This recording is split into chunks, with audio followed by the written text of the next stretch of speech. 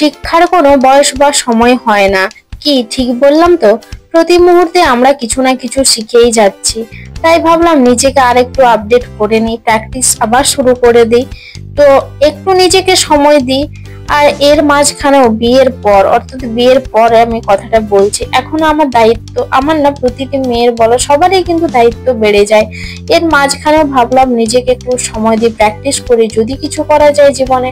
চেষ্টাটা হাল তো ছাড়লে চলবে না।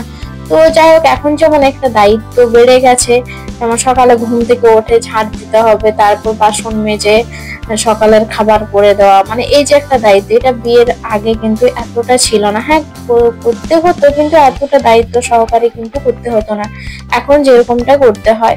তাহলে এটা করার পর তারপরে স্নান করে আবার খাবার বানানো। তো যখন ভাবলাম আমি নিজেকে যখন একটু প্র্যাকটিস করার টাইম দিচ্ছি, তাহলে কোনো একটা জিনিস আমি শেখার চেষ্টা করছি, তাহলে আমি সেদিকটা আমাকে বা আমার সাথে যে থাকবে তাদের সাহায্য অবশ্যই দরকার। অবশ্য তারা সাহায্য না করলে কিন্তু এসব হতোও না। তো ভাবলাম যখন এটা করতে হবে, দুদিকটা আমাকে মানে সমান রেখেই করতে হবে, বা আমাকে ম্যানেজ করতে হবে যেমন করেই হোক। তাই ভাবলাম এখন আমি স্নান আমার হয়ে গেছে, তারপর মুড়ি খাওয়া হয়ে গেছে, তো তারপর ওখানে ল্যাপটপটা প্র্যাকটিস করছিলাম। আর এদিকে তোমার, হ্যাঁ তখন বাজে 10টা এরকম হবে।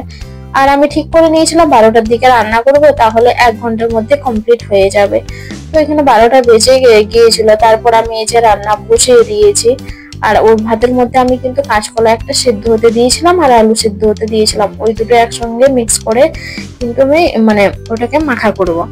তো আরেকটা যেটা বলছিলাম, যে দেখো এইরকম টাইমে কিন্তু খাওয়া দাওয়ার দিকেও যদি আমি বলি সব দিকটা, বা মানে আবারও ওটা বিশাল কিছু রান্না করতে বসবো তা কিন্তু হবে না। মানে শাকসবজি খাওয়াটা এটাই হবে। এখন আবার মাছ মাংস রান্না করতে গেলে একটু দেরি হতো, তো আমি সেটা কিন্তু করলাম না। ওই যে বললাম, দুদিকে সব সময় তো আর মানে সমানভাবে চলা যায় না, কোনো না কোনো দিকে একটু কম্প্রোমাইজ তো করতেই হবে, তাই না?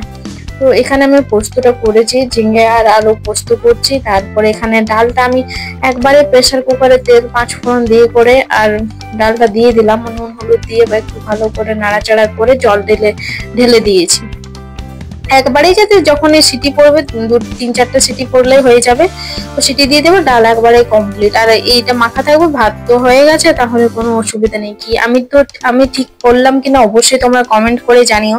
এরকম কিন্তু অনেক মেয়ের সাথে হয়ে থাকে।